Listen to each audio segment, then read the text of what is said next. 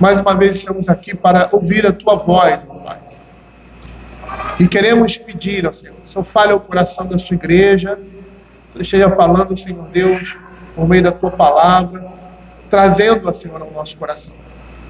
Fala aquilo que temos necessidade, Senhor, de ouvir, Senhor Deus, para o nosso ensinamento e para a nossa edificação. É o que nós pedimos, em nome de Jesus. Amém. Antes de começar a entregar a palavra para o nosso irmão, há igrejas que têm tido um comportamento assim, são modismos, né? E antes do momento da palavra de Deus, o pastor chama as crianças à frente, e aí fala do sermão para as crianças, de uma certa forma, desprezando toda a congregação. E a gente tem visto isso e até muitos bons pastores adotando esse tipo de prática. Assim, eu não posso concordar com isso. Eu vejo que você não tem momento no culto, espaço no culto para fazer isso, né? Segundo o princípio regulador do culto, que nós já falamos sobre isso aqui, e vamos repetir no momento apropriado. Nossos filhos precisam aprender a ouvir a palavra do Senhor do nosso lado.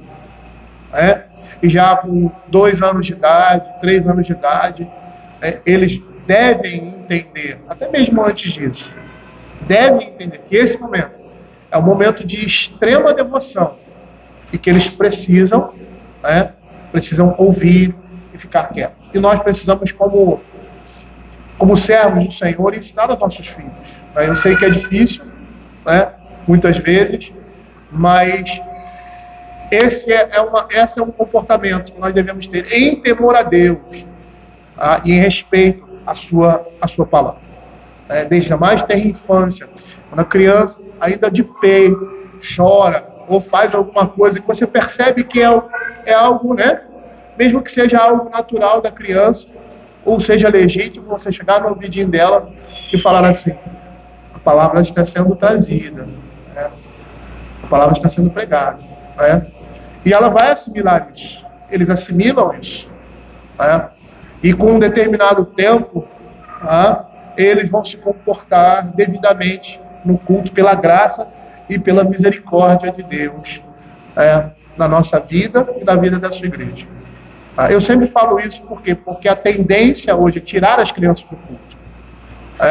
E muitas vezes nós tiramos as crianças do culto porque às vezes não estamos dispostos a manter uma luta no bom sentido, ensinando os nossos filhos que no momento da pregação da palavra, no culto como um todo, mas em especial no momento da pregação da palavra, a nossa atenção, o nosso silêncio deve ser extremamente importante, deve ser extremamente essencial.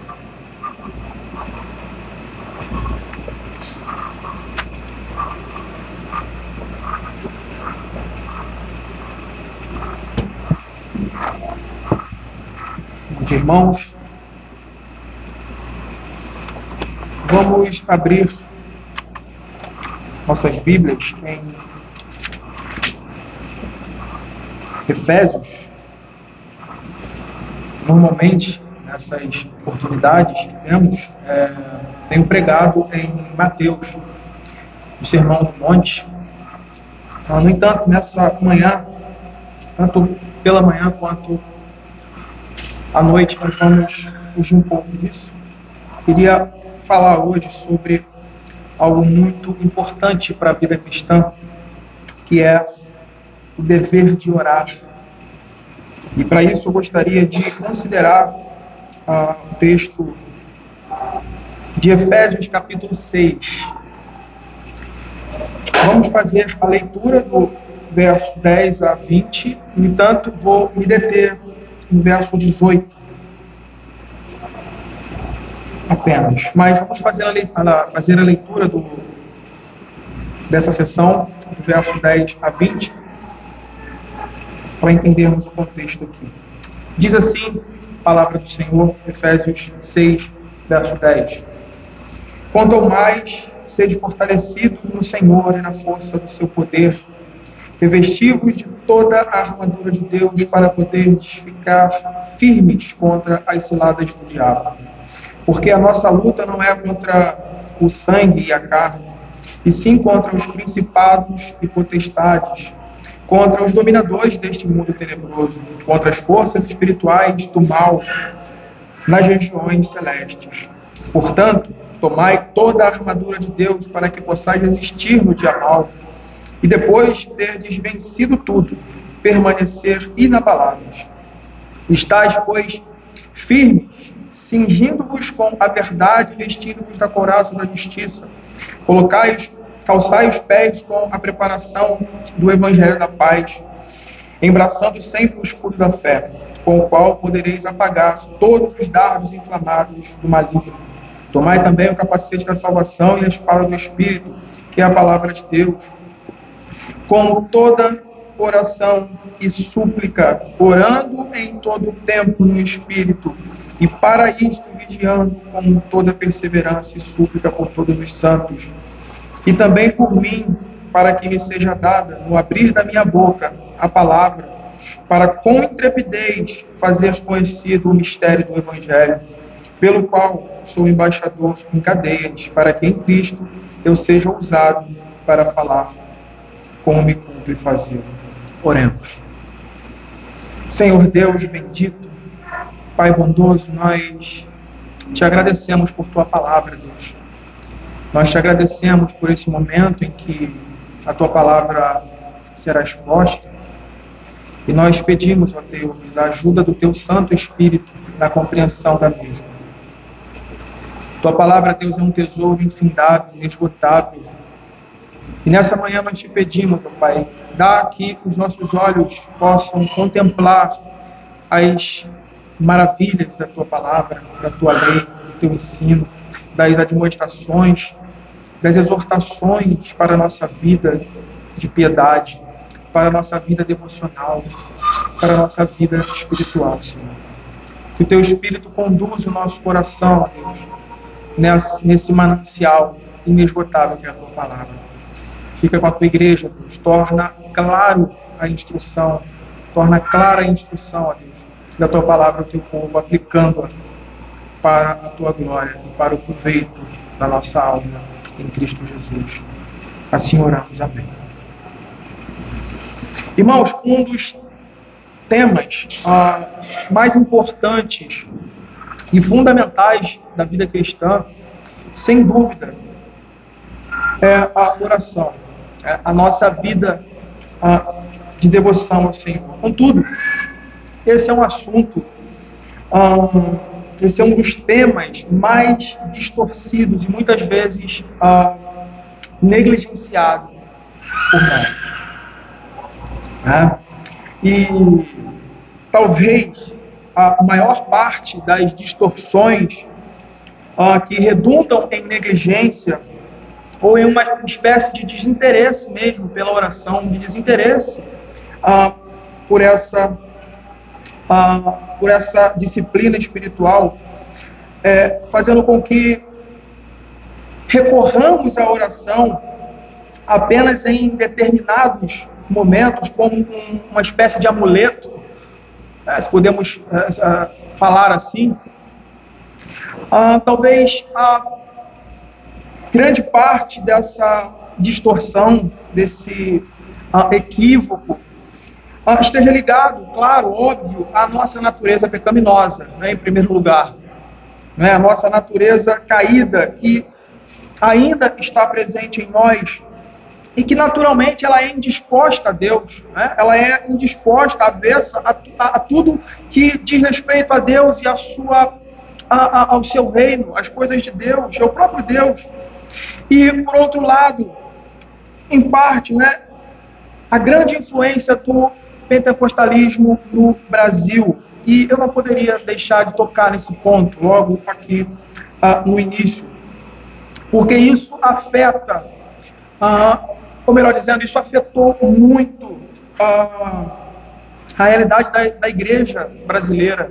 Falo da igreja reformada, na qual a nossa igreja faz parte. E tristemente isso acaba criando conceitos distorcidos. Não deveria, né? Não deveria. Mas isso acaba gerando alguns conceitos distorcidos na cabeça de muitos crentes, né? E às vezes por algumas questões não claras, não esclarecidas quanto à oração, ao dever de orar sempre. Às vezes as pessoas confundem as coisas, né? Faz uma confusão acerca da realidade da soberania de Deus e da nossa responsabilidade, dos nossos deveres, e às vezes no meio desse embaraço todo acaba-se não cumprindo o dever que nos é exigido, do cristão, que é orar, que é estar, que é colocar diante de Deus as suas súplicas, suas orações, em todo o tempo. E, entre outras coisas, o grande problema dessa influência que recebemos é o abandono, ou a pouca consideração das Escrituras, ou seja, dos padrões bíblicos sobre a verdadeira vida de devoção, sobre a verdadeira vida de oração do crente. O grande problema é esse, o abandono ou essa falta de consideração para com a palavra de Deus. E nisso nasce então uma espécie de ênfase no que podemos chamar de entusiasmo religioso, o que vai culminar na prática. Na prática, isso culmina em uma fé movida por emoção, não pela palavra de Deus, né? Não uma vida devocional movida pela palavra de Deus, que tem Deus como centro e o alvo de todas as coisas, os seus propósitos, né, soberanos e eternos, lançados desde a eternidade. E se muda o foco, né? Isso muda o foco da coisa. Para uma questão antropocêntrica, né? O homem no centro da coisa. E é justamente aí que a oração perde o seu significado na vida cristã. Quando ela deixa de ser compreendida como o dirigir da alma do crente a Deus em fé, em dependência, em esperança, em deleite, e passa a ser compreendida como manifestações carismáticas de poder, ou como nós falamos, nesse entusiasmo religioso, que às vezes nós vemos cada coisa terrível, e eu acho muito interessante o que determinado comentarista diz sobre isso. Ele vai dizer que a oração, ela é uma postura de dependência da alma cristã, e não é a postura de se exercer poder.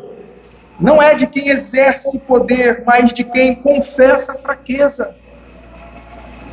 E confessando fraqueza, e confessando a sua fraqueza, ela se coloca diante de Deus em dependência, ela confia totalmente na bondade, na misericórdia e na providência de Deus. Orando em todo o tempo para que Deus, em sua sabedoria e por meio da sua providência, execute os seus propósitos eternos na vida da sua igreja, na vida do seu povo e na condução do mundo, de todas as coisas. Veja como a coisa, essa mudança de ênfase muda a relação que o crente tem com a oração, com a vida de devoção. E é aqui que nós precisamos ajustar os nossos olhares quanto à nossa vida cristã, que diz respeito à oração, meus irmãos. E a oração constante. Isso é um embaraço na vida de muita gente. Essa realidade de orar sempre, de orar em todo o tempo, como nós temos aqui. E eu queria chamar a atenção justamente para esse ponto específico em nosso texto. A vida cristã aqui, olhando para esse contexto que nós temos, aqui no texto de Efésios 6, a vida cristã é colocada aqui como em um campo de batalha mesmo, onde as forças inimigas, elas operam com todas as suas fortalezas, com todas as suas armas, com força, a fim de neutralizar, a fim de alguma forma impedir o avanço do reino de Deus, a progressão do reino do Senhor no mundo. E embora a linguagem que Paulo usa aqui seja uma linguagem militar, o ensino prático para a vida da igreja aqui é simples, é o cuidado da vida espiritual dos eleitos de Deus nesse mundo. É o cuidado constante que precisamos ter aqui nesse mundo caído, sendo que o reino das trevas, isso nunca pode se ausentar da nossa cabeça, da nossa mente, do nosso coração, sabendo que o reino das trevas tem como aliados o mundo, o diabo e a nossa própria carne. Então, conscientes dessa realidade, nós precisamos ter cuidado com relação a esse tema. E o ponto aqui é que precisamos o apontamento de Paulo aqui é justamente esse, é que precisamos nos revestir de toda a armadura de Deus, a fim de ficarmos firmes contra as ciladas do diabo. Veja, os versos 10 a 13, quanto ao mais, irmãos, ele começa justamente com essa realidade do que precisamos para ir, para estar nessa frente. Quanto ao mais, sede fortalecidos no Senhor e na força do seu poder, revestivos de toda a armadura de Deus, para poderes ficar firmes contra as ciladas do diabo, porque a nossa luta não é contra o sangue e a carne, sim contra os principados e potestades, contra os dominadores deste mundo tenebroso, contra as forças espirituais do mal nas regiões celestes. Então Paulo, ele desenvolve aqui toda a estrutura que temos do verso 13 ao 17, mostrando as ferramentas espirituais que precisamos estar vestidos em nosso dia a dia. É algo sem o qual, isso que ele narra aqui, a gente vai olhar, sem o qual nós não podemos ter avanço. O ponto é esse. Então, ele fazendo isso, mostrando aqui nessa estrutura do verso 10 ao 17, essas ferramentas espirituais que o crente precisa estar vestido no seu dia a dia, ele faz aí uma espécie de analogia aos itens que compõem a armadura de um soldado preparado para a guerra. A analogia é exatamente essa, de alguém que está pronto, que está preparado para o combate. E aí então ele chega no verso 18, e onde é dito, com toda oração e súplica, orando em todo tempo no Espírito, e para isto, vigiando com toda perseverança e súplica por todos os santos. E a pergunta aqui é, qual é o sentido dessa exortação adicional e final aqui, na construção? Qual é a relação desse orando em todo tempo, que nós temos aí, com a ideia de um soldado armado, equipado e preparado para a guerra que ele vem falando? Parece que a coisa fica desconexa, mas não. É importante percebermos isso aqui, porque Paulo descreveu o quadro total, se você reparar aí, o quadro total quanto a essa analogia concernente a toda a armadura de Deus, usando as 6 peças da armadura do soldado romano. E isso aponta para a vida cristã, isso faz isso está alinhado à vida cristã como um todo, sendo vivida em Cristo pela força do seu poder. E aí, portanto, a relação que temos com o que agora é dito no verso 18, com toda oração e súplica, orando em todo tempo no Espírito, não segue a sequência de itens da armadura, como se ele estivesse acrescentando aqui agora uma espécie, a peça final. Irmãos, agora eu vou falar a peça final, o item final para completar a armadura. Não, mas é algo que temos que fazer, que temos que continuar fazendo em conexão com o uso de toda a armadura de Deus.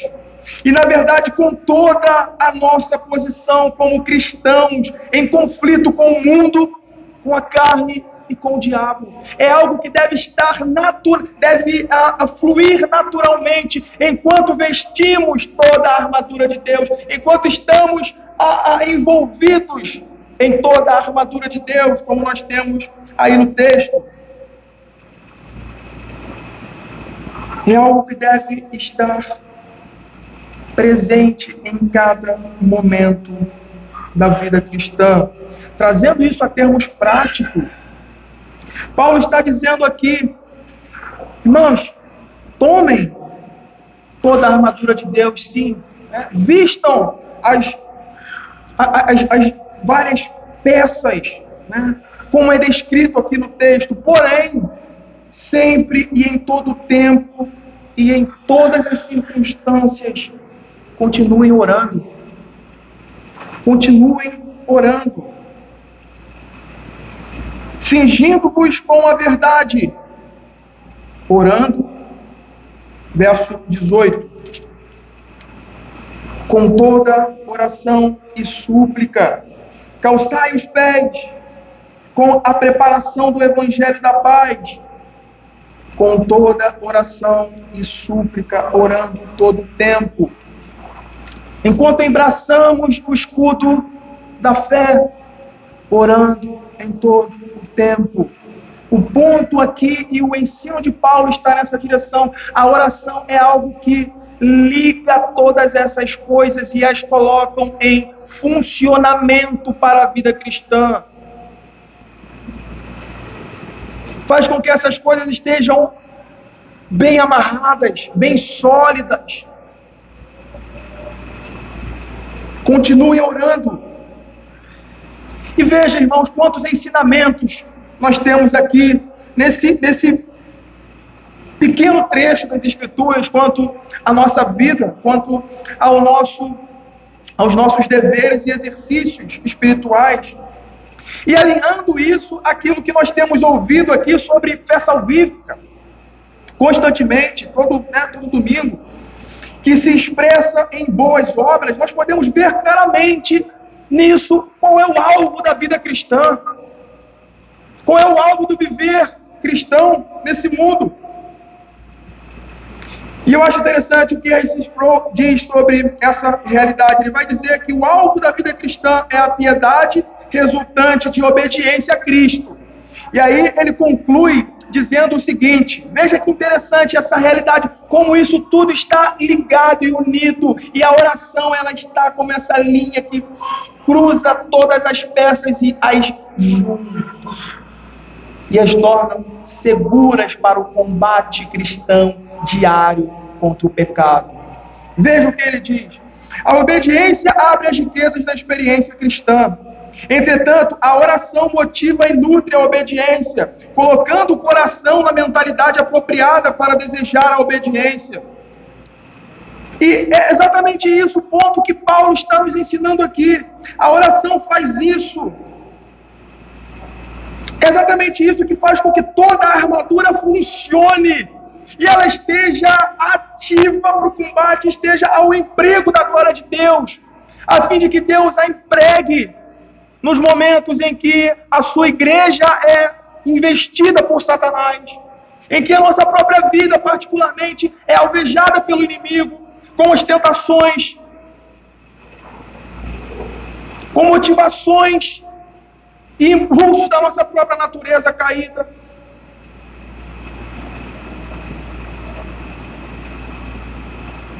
Se nós não orarmos, se nós não estivermos fazendo todas essas coisas que nós vemos aqui no texto, embraçando o escudo, calçando os pés, fazendo todas essas atividades, todas essas questões, Sem oração, nossa armadura certamente ficará frouxa. Frouxa. O ponto aí que o apóstolo Paulo está ensinando é esse: que por mais excelente que seja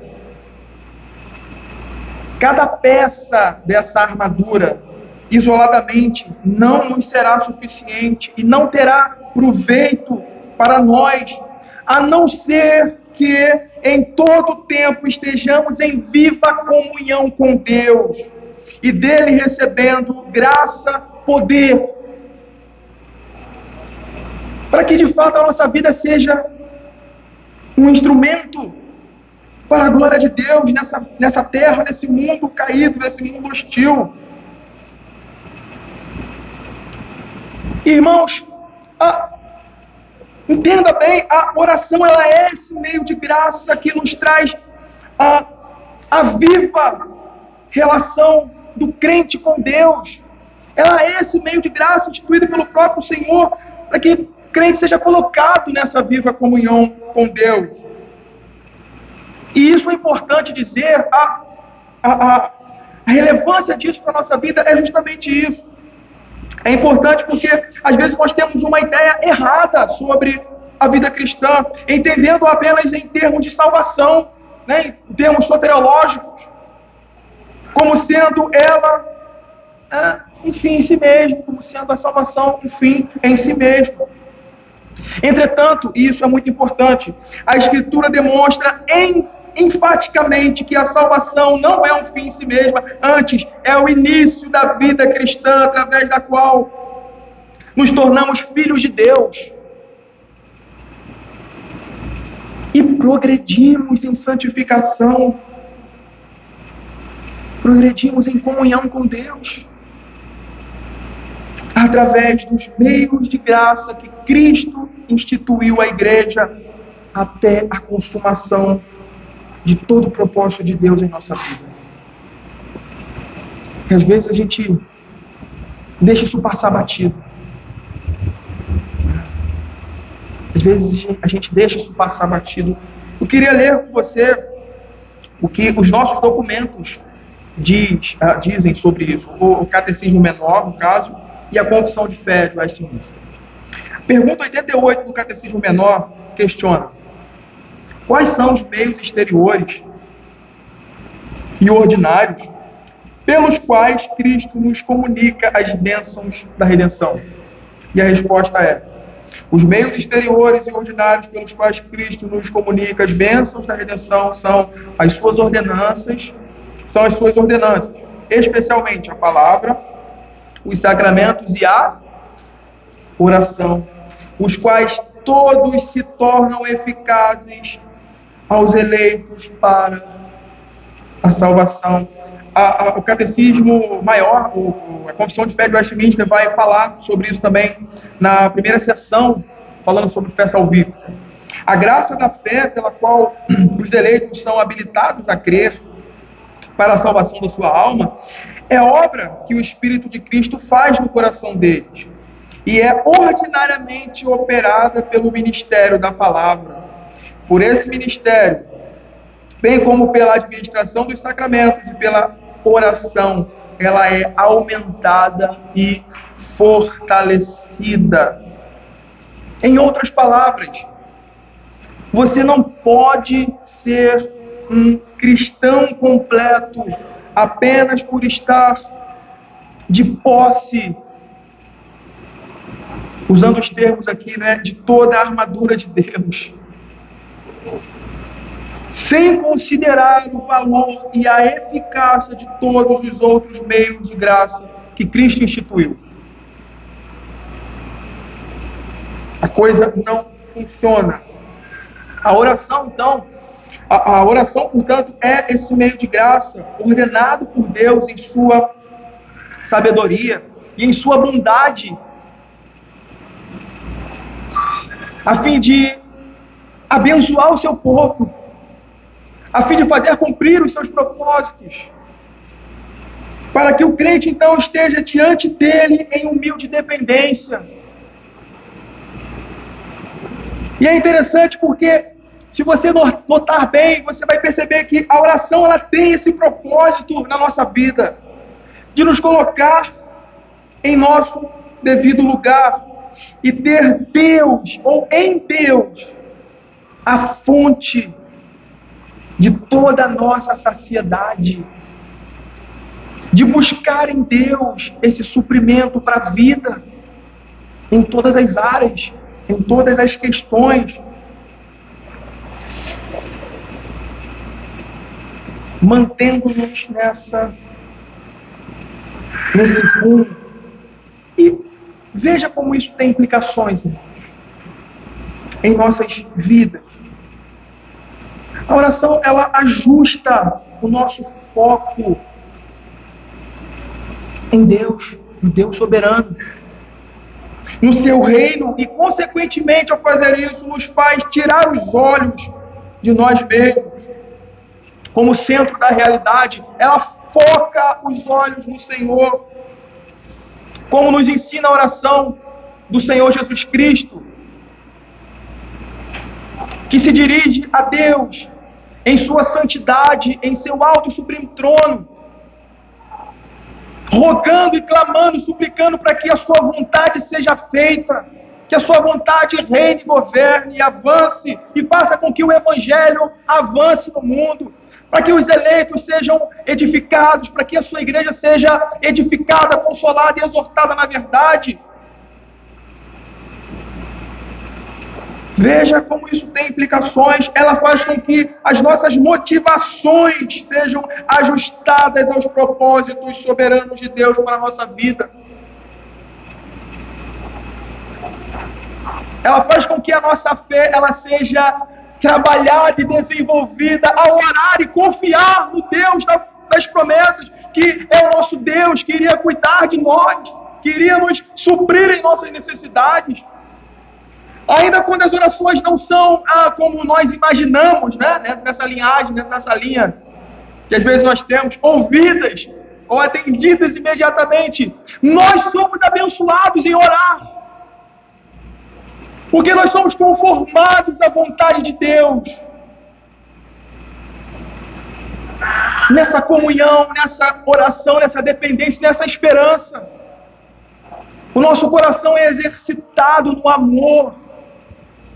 Nosso coração e a nossa alma aprende a descansar em Deus e a não caminhar para a incredulidade, a não duvidar das promessas, das bênçãos dadas em Cristo Jesus ao povo do pacto. Eu poderia aqui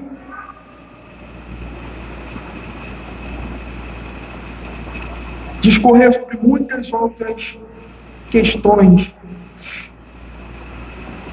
mas a oração ela funciona como essa linha que une toda a armadura ao corpo para funcionar de forma eficaz, de forma devida e apropriada. Veja como isso é importante. Perceba essa relação, perceba como isso é importante. Porque nós temos uma capacidade, irmãos, de perverter, distorcer até aquelas coisas mais legítimas. Alguém pode pregar com um motivo falso, como por exemplo os falsos mestres faziam. Alguém pode se envolver em atividades cristãs com base em motivos falsos. É possível ser ortodoxo, é possível ter ortodoxia, contudo ser derrotado e viver uma vida fracassada e inútil na fé. Isso é possível. Isso é possível. E talvez esse seja um grande perigo que esteja rondando constantemente a Igreja de Cristo. Principalmente por essa moda, por essa onda reformada, Sou reformado. Eu já vi cada coisa. Eu já vi cada coisa que às vezes dá vontade de rir, mas depois a gente dá vontade de chorar. Depois dá vontade de chorar. Pela inconsistência. Mas veja bem, é possível nutrir isso sem aquilo. É possível estar envolvido nessas atividades, é possível estar em praticamente tudo que diz respeito à vida cristã, como quem está de posse da armadura de Deus, e ainda assim fracassar e naufragar na fé. Como muitos fazem. Como muitos fazem. Eu acho interessante o que Mark Lloyd Jones diz, comentando esse texto aqui específico. Ele diz acertadamente que, de acordo com o apóstolo Paulo, mesmo tendo todas essas coisas, podemos falhar e ser derrotados completamente. Em outras palavras, não podemos confiar nessas coisas em si mesmas e imaginar que, visto que as temos, jamais cairemos nem fracassaremos. Existe esse perigo que ronda essa tentação constante de pensar que, uma vez que vestimos essa armadura, não será mais preciso fazer nada. É um perigo, é uma sedução mortífera. Eu sou crente agora, uma vez que se adentra aos portões do cristianismo, da fé, da profissão de fé, então eu não preciso fazer mais nada. Tudo vem de forma fácil, sabe?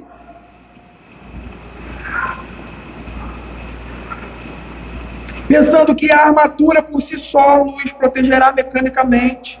É aqui que falhamos miseravelmente, pomos de lado a vigilância e perdemos muito com isso. Perdemos muito com isso.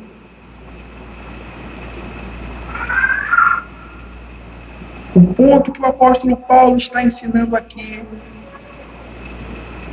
ligando a todas essas realidades que nós falamos aqui, aquelas coisas legítimas, sem as quais nós não podemos nem sequer ser chamados de crente, né?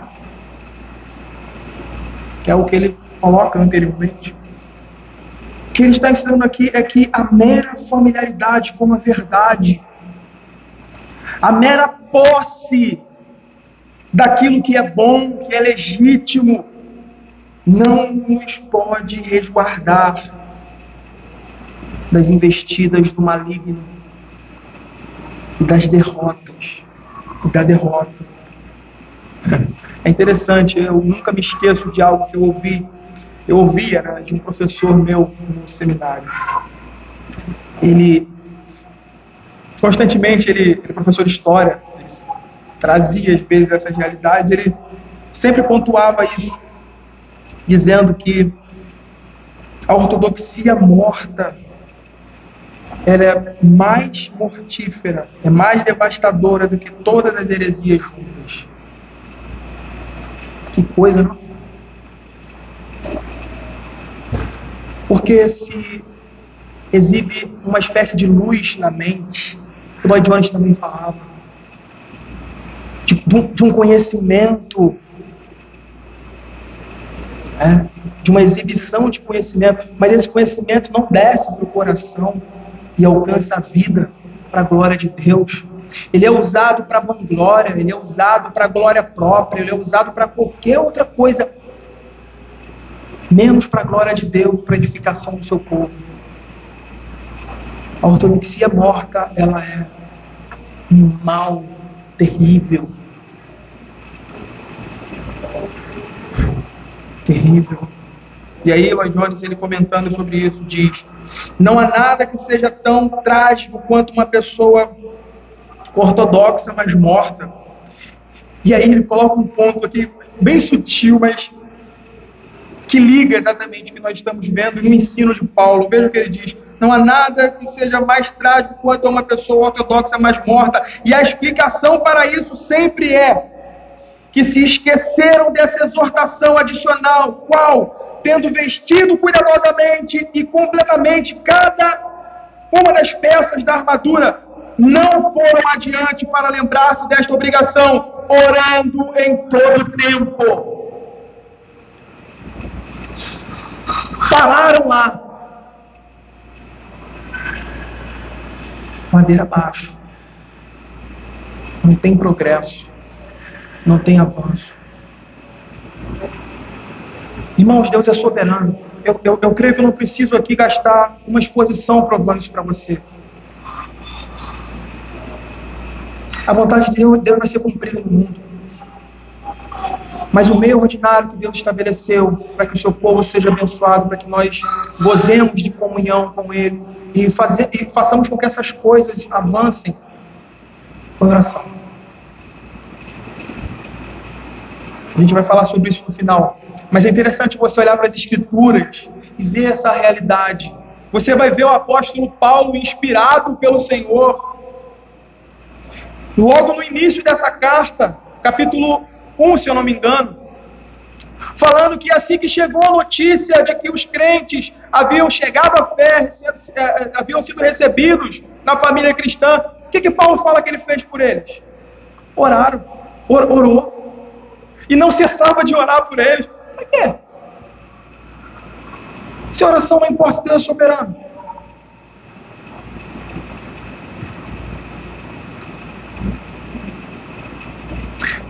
E mais adiante aqui no texto próprio que a gente está lendo, a gente está vendo o apóstolo inspirado, né? O autor inspirado, dizendo, versículo 19, não cesse, é como se ele estivesse falando, né? Ora em todo tempo, não cesse de orar todo tempo no Espírito. Aí ele vai falar assim, por todos os santos, também por mim. E ele vai falar, para que me seja dada no abrir da minha boca a palavra, para com intrepidez fazer conhecido o mistério do Evangelho. Ué, mas ele não é um apóstolo. Sim.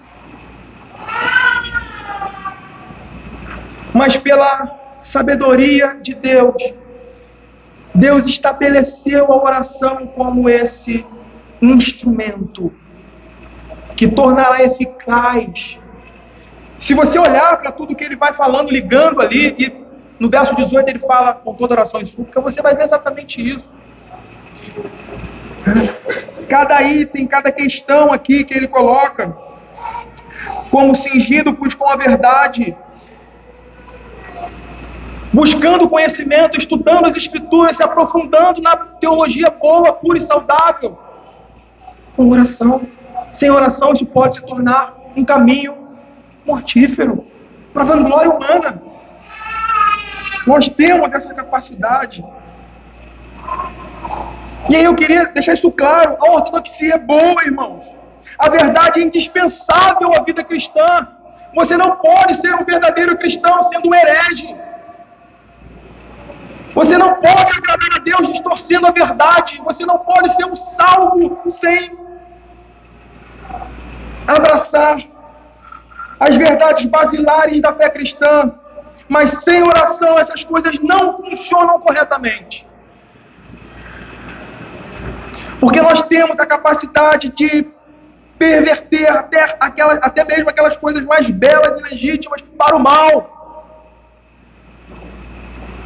A natureza pecaminosa que está abrigada ainda em nosso coração, ela está constantemente a trabalhar contra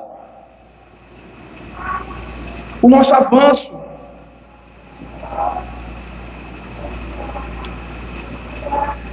Eu queria dizer exatamente isso. Se a verdade e se o conhecimento não estiverem sujeitos a Deus em oração e em súplicas, se não estiver subjugado ao propósito da glória de Deus, certamente se transforma em vanglória, orgulho e prepotência carnal. E Deus não é glorificado nisso. A sua igreja não é edificada, o seu reino não avança.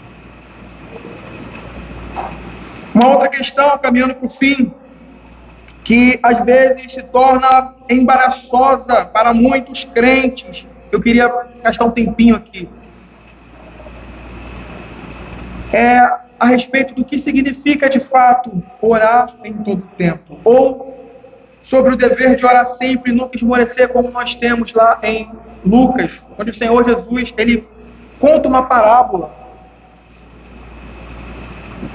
Lucas 18, acerca do dever de orar sempre, ensinando os seus discípulos sobre esse dever nosso de orar sempre, nunca esmorecer. E ele fala ali da viúva e do juiz iníquo. Como devemos entender essa realidade que aqui temos diante de nós, irmãos? Será que devemos entender isso como que precisamos abandonar nossas responsabilidades como pais, como homens, marido, mulher, abandonarmos as nossas responsabilidades e nos lançarmos num quarto trancado 24 horas e joelho orando? Será que é isso que o apóstolo Paulo está ensinando aqui? E talvez, a forma como foi falado aqui, né? Talvez isso soe como um grande exagero aos ouvidos de muitos. Mas o fato é que, mesmo no meio reformado, muitas pessoas acabam nutrindo uma falsa ideia de que a oração secreta, nesses moldes, é a única oração de fato. E é interessante, né? Porque acabam lançando toda a expectativa do dia nela e quase sempre as muitas obrigações diárias, as atividades dos nossos dias, as nossas responsabilidades, acabam roubando isso delas, sabotando esse ideal de oração, e no final ela não orou de forma alguma. No final ela não teve, não aconteceu nada, ela perdeu o dia. Se olharmos com atenção o verso 18 aí, que estamos considerando, ele inicia justamente mostrando a variedade de tipos de oração e as frentes que devemos estar envolvidos como bons soldados de Cristo em seu reino durante todo o dia. Se você olhar a realidade ali, né, do que ele faz essa analogia, vestindo isso, calçando aquilo, embraçando isso, é a realidade diária de um soldado se preparando, estando preparado para a guerra. No seu dia a dia ele vai falar, orando, fazendo essa relação para a vida cristã. Em que isso se aplica? Quando ele fala todo o tempo, durante todo o nosso dia.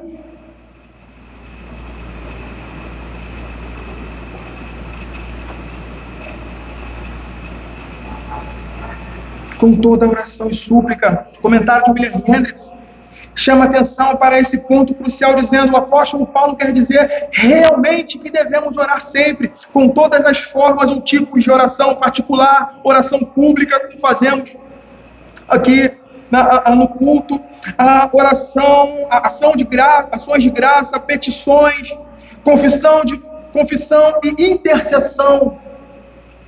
Ou seja, a oração ela não deve incluir apenas clamores por ajuda, porque às vezes a gente descamba, né? Tende a pensar e a ver a oração como uma espécie de lâmpada mágica, que esfregamos ali e a gente tem os desejos realizados. Mas nesses exercícios que nós temos aqui, expressar gratidão a Deus pelas dádivas que recebemos da salvação em Cristo Jesus, por todas as outras coisas que nos alcançam diariamente, sendo grato, né? Ações de graça, confissão de pecado, profissão de fé, adorando a Deus. Você vai olhar para os salmos, você vai ver essas orações constantes dos autores olhando para a obra da criação de Deus e louvando, adorando ao Senhor pela sua criação, pela sua sabedoria, pelo seu governo, pelos livramentos, intercedendo por todos os santos, intercedendo pelo povo de Deus.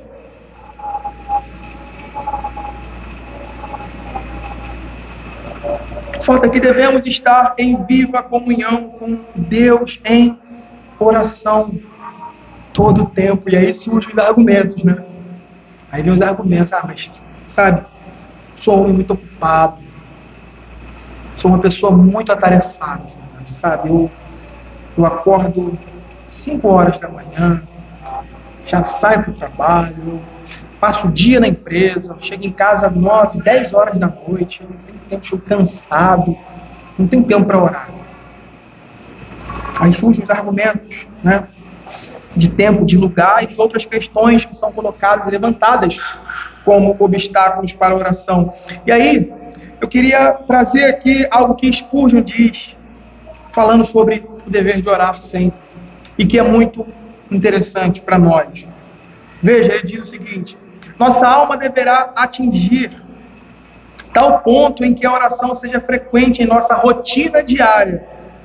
Para isso, não há necessidade de pararmos nossas atividades ou ausentarmos-nos do mundo. Nosso espírito deve simplesmente enviar, em meio à labuta e ações corriqueiras, suas petições, ação de graça, intercessão e confissão, mesmo de forma breve, mas direta ao trono da graça. Devemos orar sempre. Isso significa que sempre que se esteja usando uma máquina ou um cinzel, quando as mãos estiverem no arado, ou usando caneta e papel, quando se estiver mostrando um produto ou arrumando um estoque, o que quer que se faça deve se transformar a atividade em parte da busca sagrada da glória de Deus em oração. Em oração. A gente precisa entender essa realidade que está sendo ensinada aqui. A oração não é uma opção para a vida cristã. Eu oro se eu quiser, eu oro quando der. A oração é um mandamento, a oração é uma ordem, ela é um dever, porque Jesus ordena que oremos, Ele nos ensina como orar. Nós vamos ver os profetas orando, nós vamos ver os apóstolos orando, nós vamos ver o Senhor Jesus se dedicando à oração. Por que nós devemos achar que nós não? Nós não somos melhores do que eles. Nós somos fracos, nós temos uma natureza pecaminosa dentro de nós, nós temos um mundo pervertido, um mundo que caminha em degradação, em perdição. Nós temos o próprio Satanás. Nós temos não, né? O Satanás está aí.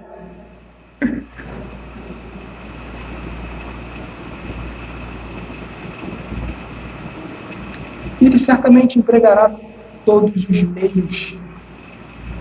meios possíveis para nos fazer pecar contra o Senhor. Para fazer com que a nossa vida cristã seja uma vida medíocre, uma vida aquém das realidades do reino dos céus. Então, a gente precisa entender esse princípio que a oração na vida cristã não é opcional. Nós somos ordenados a isso e sem cessar. Com toda oração e súplica, orando em todo o tempo, no Espírito. E aí, caminhando para o fim. É interessante como os puritanos entenderam isso.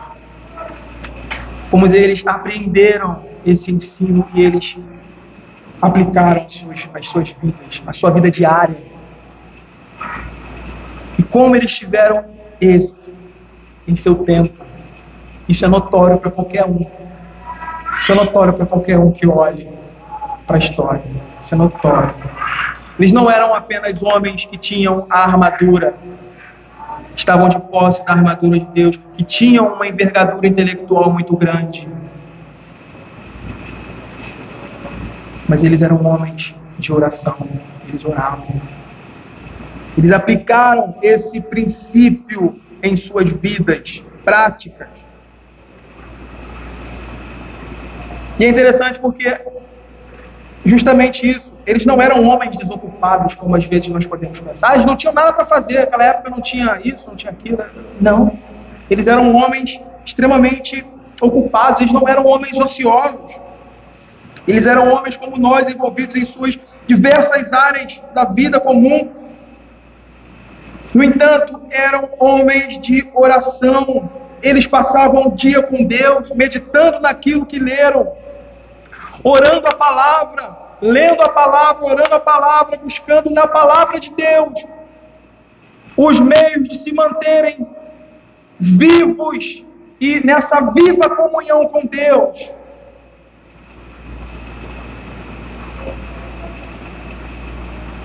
Onde quer que eles estivessem, eles estavam em oração. Eu não estou negando aqui a eficácia e o proveito de uma oração particular, secreta, onde só você, ou você, sua esposa, sua família, ou só você Tire um tempo para orar, para lançar, abrir o seu coração, colocar as questões da vida, as nossas ansiedades, as questões que estão envolvidas no nosso coração diante de Deus. Isso não é errado de forma alguma.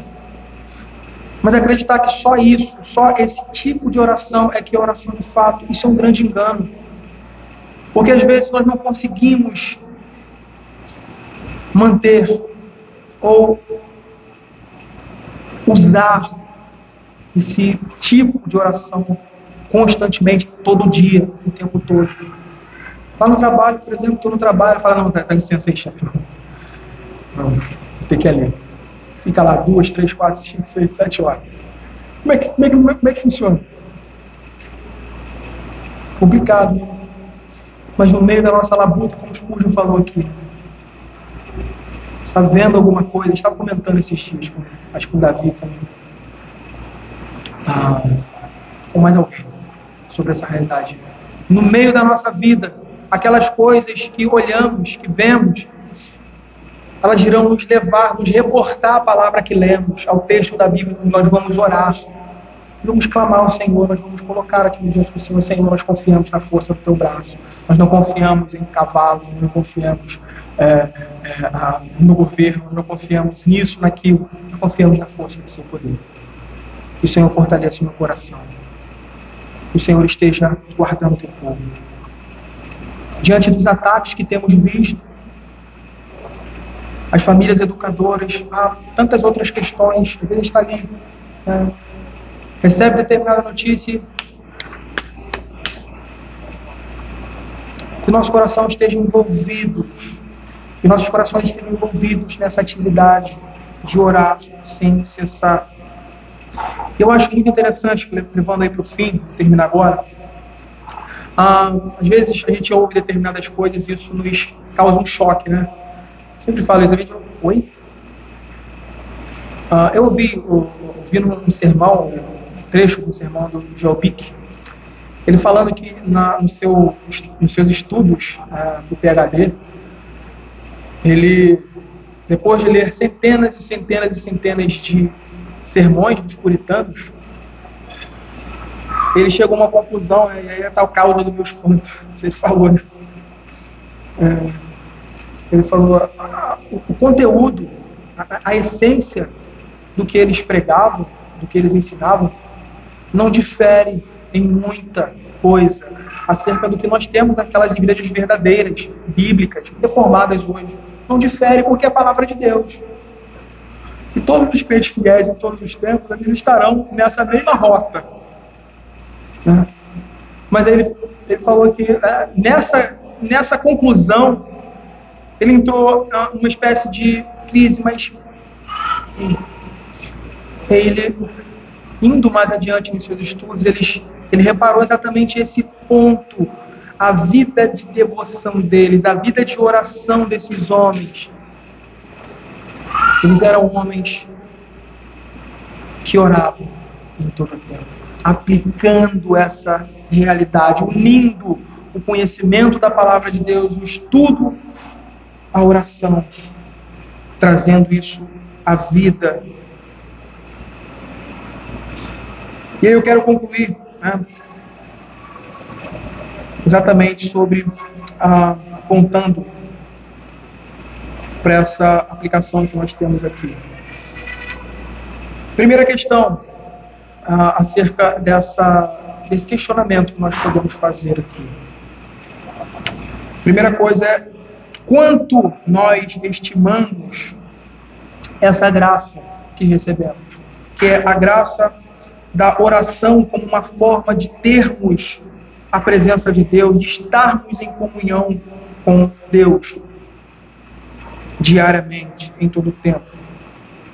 E aí, eu quero citar aqui, para a gente fechar, eu quero citar aqui um puritano que fala sobre essa realidade. Ele diz assim, uma pessoa que não ora, presta bastante atenção nisso, uma pessoa que não ora é ingrata porque não agradece a Deus, tem autojustiça porque não confessa os próprios pecados a Deus, é egoísta porque não pede que Deus abençoe outras pessoas, É presunçosa porque não pede por suas próprias necessidades. É irreverente porque não louva a Deus, nem pede que seu reino se estabeleça.